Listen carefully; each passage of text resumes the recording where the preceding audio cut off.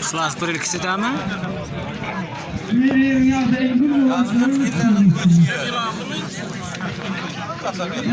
Sen bizim etraftan mı? Bana kıyım kise milalli. Her gayet bizim etrafı ilalda da işte o da.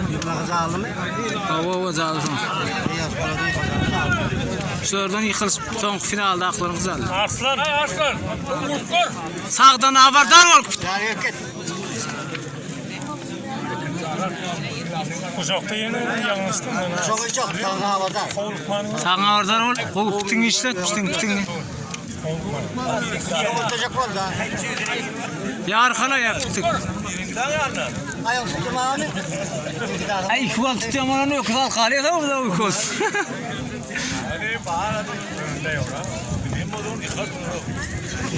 Ay niyeti yok barışa. Tuttur koraşa yankı bilen bana yıkartın da ödeyim mi? Niyeti yok yıkman yaran ne alın hiç kaydım.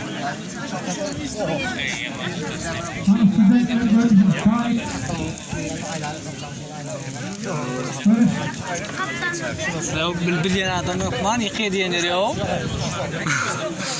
Edilmiyor adam bilyen adam. Yıkılayan adam.